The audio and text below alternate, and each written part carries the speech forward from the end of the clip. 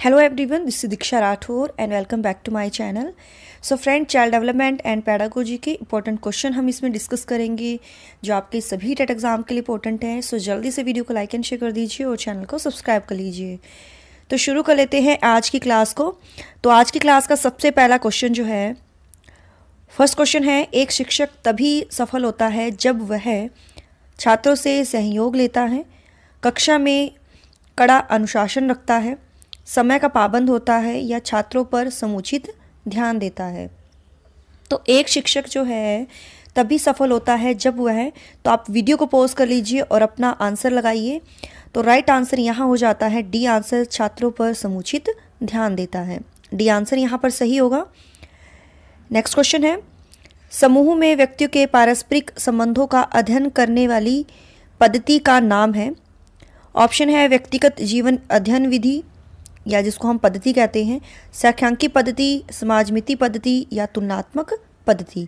तो समूह में व्यक्तियों के पारस्परिक संबंधों का अध्ययन करने वाली जो पद्धति है उसका नाम है, तो यहाँ अपना आंसर आप देख सकते हो, सोशियोमेट्री है ना, समाजमिति पद्धति। तो सी आंसर जो है यहाँ पर हमारा सही है। नेक्स्ट क्वेश्चन है, निम्नलिखित में से किस अध्यापक को आप सबसे अधिक पसंद करेंगे? वह अध्यापक जो श्यामपट्ट का बहुत ही कम प्रयोग करता है, वह अध्यापक जो चार्ट तथा मानचित्रों का प्रयोग करता है, वह अध्यापक जो दृश्य श्रव्य सामग्रियों का श्यामपट्ट के साथ साथ उचित ढंग से प्रयोग करता है, या वह अध्यापक जो चलचित्रों का केवल मजबूरी में प्रयोग करता है। तो एक अध्यापक को जो है आप सबसे अधिक पसंद करेंगे किस तरह के टीचर को? तो आंसर क्या सही होगा? तो पॉजिटिव में देखना है तो आंसर यहाँ होगा कि जो अध्यापक ऑडियो विजुअल एड का और उसके साथ साथ जो है श्यामपट्ट का भी यूज़ करे प्रॉपर तरीके से, है ना, तो उसी अध्यापक को आप सबसे अधिक पसंद करेंगे। तो सी आंसर यहाँ पर हमारा सही है। नेक्स्ट क्वेश्चन है, निरंतर आंतरिक परीक्षण से निम्नलिखित में से कौन सा लाभ सबसे अधिक विद्यार्थियों के लिए महत्वपूर्ण है? छात्रों को अधिक अंक प्राप्त होते हैं, छात्र पूरे वर्ष परिश्रम करते रहते हैं, कक्षा अनुशासन बनाए रखने में सहायक है, या छात्र अध्यापकों का अधिक आदर करते हैं। तो क्वेश्चन को ध्यान से पढ़िए और इसका आंसर लगाइए। तो यहाँ पर आंसर सही हो जाएगा कि छात्र जो है पूरे वर्ष परिश्रम करते रहते हैं, है ना। कंटिन्यू जो इवैल्यूएशन होता है ना, तो उसका लाभ होता है कि छात्र जो है पूरे वर्ष जो है परिश्रम करते रहते हैं, क्योंकि उनके मंथली टेस्ट होते हैं, वीकली टेस्ट होते हैं। तो इसका एक ये लाभ होता है कि बच्चे हार्डवर्क करते रहते हैं, उनमें गैप नहीं आता है ना। तो बी आंसर यहाँ पर हमारा सही है। नेक्स्ट क्वेश्चन इज, नई तरह की शिक्षा व्यवस्था मुक्त शिक्षा, पत्राचार, पाठ्यक्रम आदि का औचित्य है बेरोजगारी कम करने की दृष्टि से, निरक्षरता कम करने की दृष्टि से, शैक्षिक अवसरों की समानता बढ़ाने की दृष्टि से, या शिक्षा पर होने वाले खर्च को कम करने की दृष्टि से। तो यहाँ पर आंसर क्या सही होगा? वीडियो को पॉज करिए और अपना आंसर लगाइए। कमेंट में ज़रूर बताना है आउट ऑफ 30 आपके कितने क्वेश्चन सही हैं, क्योंकि मैं सभी के कमेंट देखती हूँ डियर। ऐसा मत सोचिएगा कि मैं कमेंट नहीं देखती हूँ, मैं सभी के कमेंट देखती हूँ, कौन कौन बच्चा जो है रिप्लाई करता है। तो फिफ्थ का आंसर सही हो जाएगा, सी आंसर, शैक्षिक अवसरों की समानता बढ़ाने की दृष्टि से। क्लियर? नेक्स्ट क्वेश्चन है, प्राथमिक स्तर पर शिक्षा का माध्यम मातृभाषा होना चाहिए क्योंकि इससे देश प्रेम की भावना विकसित होती है, इससे बच्चों को पाठ्य वस्तु समझने में सुविधा होती है, इससे मातृभाषा के विकास में सहायता मिलती है, या इससे अध्यापन कार्य सरल होता है। तो प्राइमरी लेवल पर एजुकेशन का जो मीडियम है वो मदर लैंग्वेज में होना चाहिए, क्योंकि इससे अध्यापन कार्य जो है डियर वो सरल हो जाता है, क्योंकि बच्चे जो है मातृभाषा से ही सीखते हैं और उनका जो बच्चे ज़्यादा ईजिली और कह सकते हैं एक प्रॉपर तरीके से बच्चे जो है मातृभाषा को ही सीखते हैं, और अगर उसके थ्रू ही जो है पढ़ाया जाए तो सबसे अच्छा होता है। ठीक है, तो डी आंसर जो है यहाँ पर हमारा सही है। निम्नलिखित विधियों में शिक्षण की कौन सी ऐसी विधि है जिसमें हम छात्रों को अधिक से अधिक भाग लेने का अवसर दे सकते हैं?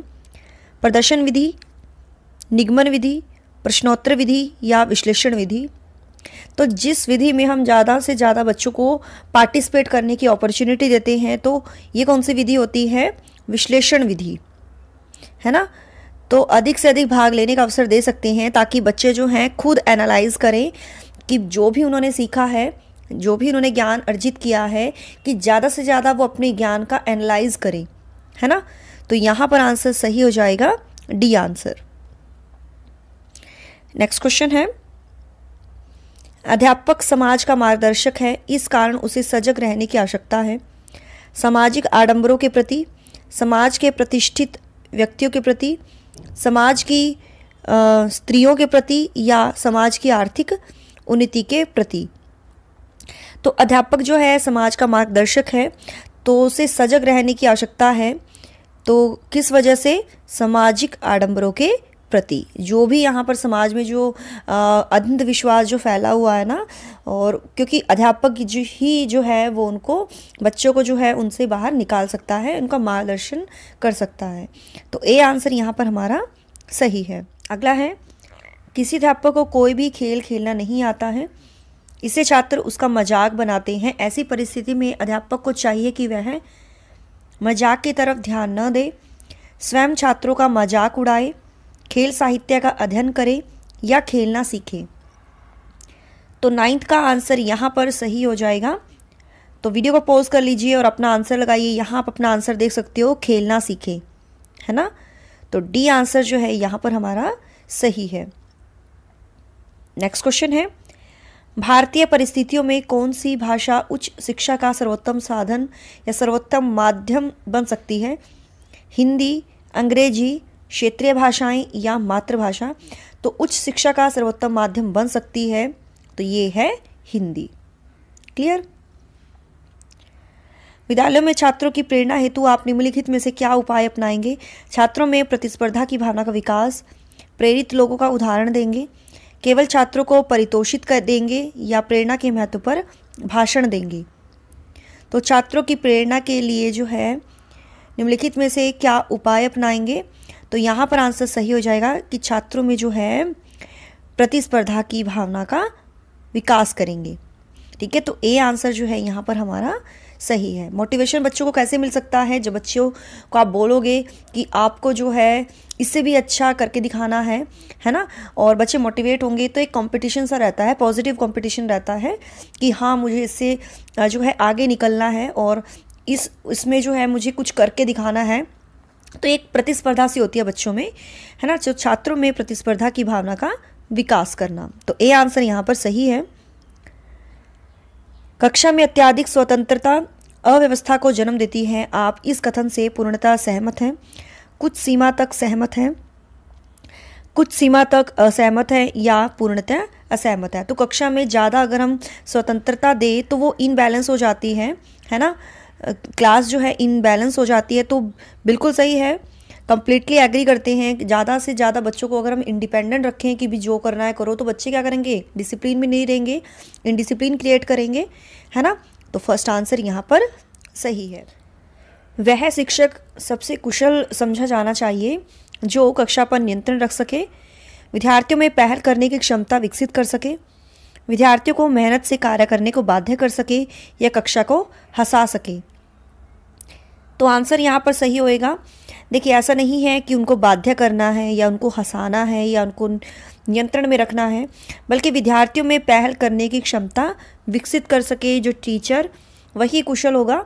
तो बी आंसर यहाँ पर हमारा सही है। उस शिक्षक को सफल समझना चाहिए जो कि पाठ की व्याख्या कर सके, पाठ्य पुस्तकों को ठीक ढंग से पढ़वा सके, विवेचन प्रारंभ कर सके, या विद्यार्थियों को प्रेरित कर सके। तो उस शिक्षक को जो है सफल समझना चाहिए जो कि, तो उत्तर होगा इसका विद्यार्थियों को प्रेरित कर सके, मोटिवेट कर सके। डी आंसर यहाँ पर सही है। कक्षा शिक्षण की व्यवस्था निर्भर करती है प्रधानाचार्य की शैक्षिक योग्यता पर, शिक्षक की व्यावसायिक निपुणता पर, अन्य शिक्षकों के सहयोग पर, या विद्यालय की साज सज्जा पर। तो 15 का आंसर यहाँ पर सही होगा। कक्षा शिक्षण की व्यवस्था जो है निर्भर करती है, तो आंसर यहाँ सही होगा शिक्षक की व्यावसायिक निपुणता पर, कि एक टीचर जो है अपने प्रोफेशन में कितना जो है निपुण है ना। तो बी आंसर जो है यहाँ पर हमारा सही होगा।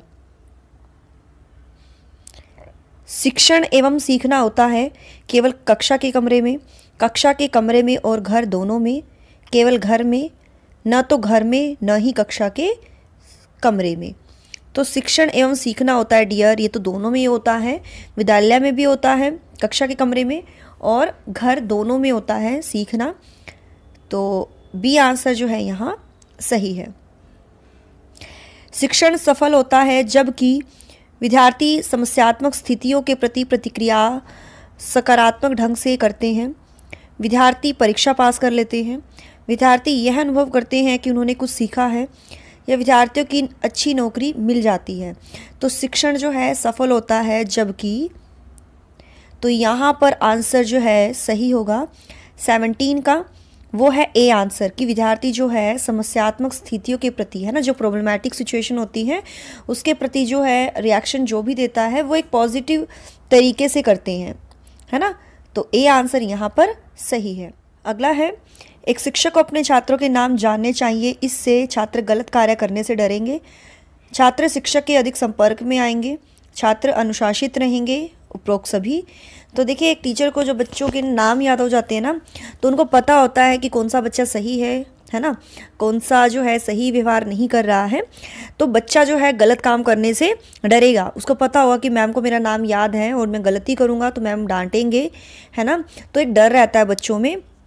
अगर गलती बच्चे करते हैं और टीचर को नाम ही याद ना हो तो उनको पता होगा बच्चों को कि मैम को तो मेरा नाम याद है ही नहीं, तो मैम को कैसे पता लगेगा कि मैंने गलती की है। तो एक तो ये डर रहेगा, है ना। और छात्र शिक्षक के अधिक संपर्क में आएंगे, बच्चों को लगेगा कि भाई एक कोरिलेशन है, टीचर हमें जानती है, मैम हमें जानती है, संपर्क में एक टीचर के बच्चा रहेगा और बच्चे डिसिप्लिन में रहेंगे, है ना। नाम की बहुत इंपॉर्टेंस होनी चाहिए, हर एक टीचर को स्टूडेंट का नाम पता होना चाहिए। जैसे कि मुझे भी आपकी मेरी क्लास में जो भी बच्चे कमेंट करते हैं, कविता भारती, कपिल और अशोक कुमार, काफ़ी स्टूडेंट हैं, अभी तो मेरे याद नहीं है बट मुझे याद हो जाते हैं जो रिप्लाई करते हैं, जो कमेंट करते हैं, ठीक है। तो ऐसा होता है कि अटैचमेंट हो जाती है। कम्युनिकेट तो हम मतलब थ्रू ऐसे ही कर सकती हूँ मैं तो कम्युनिकेट, लेकिन मैं आपका रिप्लाई जो है देने की कोशिश करती हूँ। ओके डियर, तो ये होता है एक जो है संपर्क स्थापित होता है एक टीचर और एक स्टूडेंट का। क्लियर? तो डी आंसर यहाँ पर हमारा सही होगा। यदि छात्र कक्षा में आपसे प्रश्न करते हैं तो आप क्या करेंगे? छात्रों को प्रश्न करने को उत्साहित करेंगे, उन्हें डांट कर बिठा देंगे, उनको शिक्षण के बाद प्रश्न करने को कहेंगे, या प्रश्न के महत्व पर भाषण देंगे। तो यदि आप कक्षा में आपसे जो है छात्र प्रश्न करते हैं तो आप क्या करोगे? ऐसा तो नहीं है कि आप उनको डांट कर बिठा दोगे, है ना, या शिक्षण के बाद कहेंगे कि आप अपना प्रश्न पूछें, या प्रश्न के महत्व भाषण देंगे, उनको बोलेंगे कि छात्रों को कि आप ज़्यादा से ज़्यादा जो है क्वेश्चन करें, उसके लिए जो है आप उनको उत्साहित करोगे।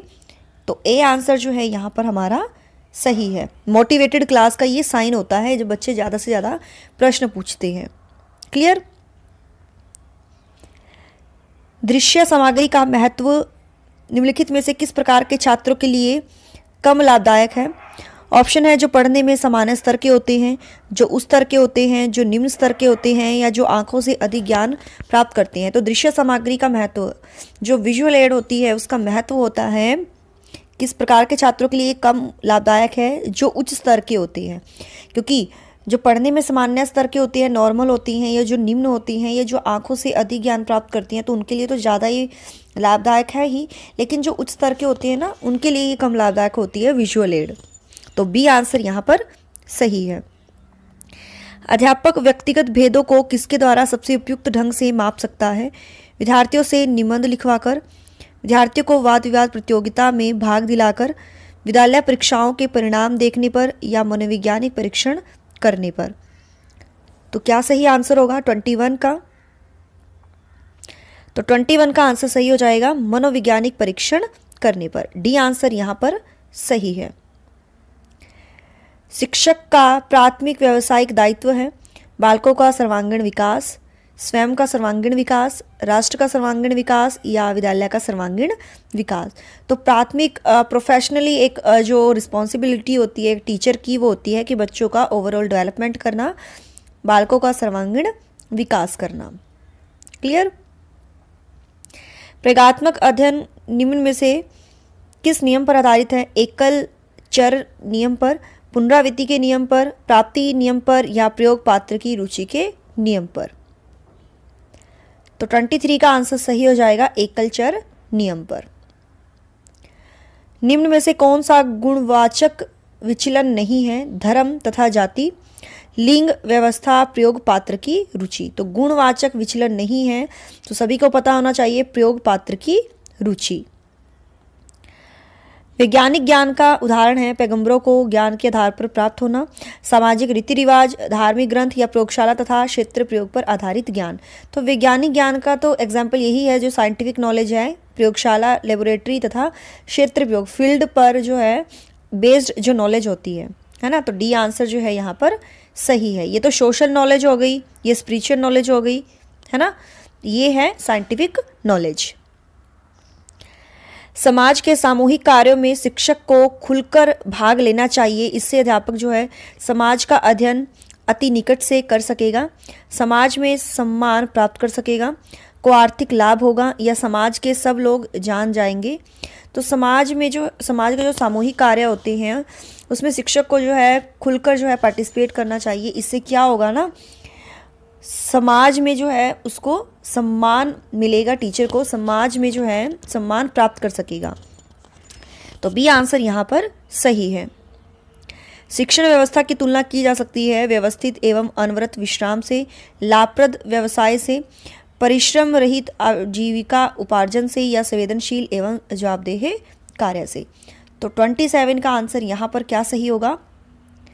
तो ये है डी आंसर, संवेदनशील एवं जवाबदेह कार्य से। यदि आपको कक्षा में नया पाठ पढ़ाना आरंभ करना है तो निम्न में से किस उपाय को अपनाएंगे? शीर्षक देकर भाषण देना आरंभ कर देंगे, पुराने पाठ दोहराकर फिर आगे बढ़ेंगे, शीर्षक बताकर छात्रों से कहेंगे कि उसे वे पाठ्य पुस्तक से पढ़ें, या शीर्षक बताकर कहेंगे कि वे घर जाकर पढ़ लें। तो नया पाठ प्रारंभ करता है, ठीक है, एक टीचर जो है तो उसके लिए क्या करेगा, वो पुराने पाठ को जो दोहराकर है ना, फिर आगे बढ़ेंगे। तो बी आंसर जो है यहाँ पर सही हो जाता है। क्लियर।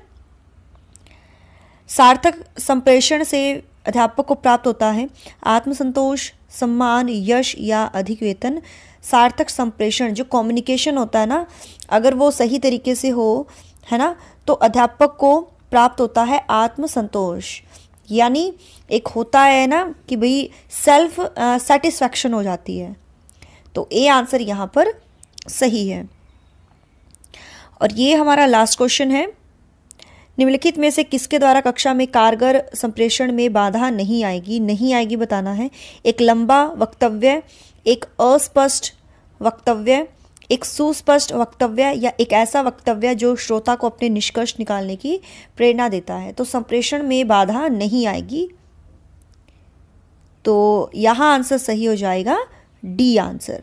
एक ऐसा वक्तव्य जो श्रोता को अपने निष्कर्ष निकालने की प्रेरणा देता है। ठीक है डियर, तो डी आंसर जो है यहाँ पर हमारा सही है। ओके, तो बहुत बढ़िया, तो डी आंसर यहाँ पर हमारा जो है सही हो जाएगा। तो डियर, आज का जो क्विज का क्वेश्चन है, क्विज ऑफ द डे, आपको बताना है एजुकेशन साइकोलॉजी यानी शिक्षा मनोविज्ञान जो है, ये किताब किसने लिखी है? Education psychology. तो इसका आंसर जो है आपको कमेंट में देना है। ज़्यादा से ज़्यादा वीडियो को शेयर कीजिए, लाइक कर दीजिए जिन्होंने नहीं किया है। जो भी कुछ पूछना है व्हाट्सएप पर पूछ सकती हैं, ये मेरा व्हाट्सएप नंबर है 8295024375। तो यहाँ जो है आप मैसेज कर सकते हो, जो भी आपको कुछ पूछना है, जो भी डाउट है। क्लियर। और एजुकेशन साइकोलॉजी जो है किसकी पुस्तक है वो आपको कमेंट में देना है, लिखना है होमवर्क या लिखना है क्विज ऑफ द डे। ठीक है, तो इसका आंसर फिर आपको लिख देना है। आपको ऐसे नहीं लिखना है, डायरेक्ट नहीं लिखना है, आपको लिखना है क्विज आंसर, और जो भी आपका आंसर होगा वो लिख देना है। ठीक है, तो मिलते हैं नेक्स्ट क्लास में। So thanks for watching my video. Do like, share and subscribe my YouTube channel. Till then, bye bye, Rab रखा, जय भोलेनाथ।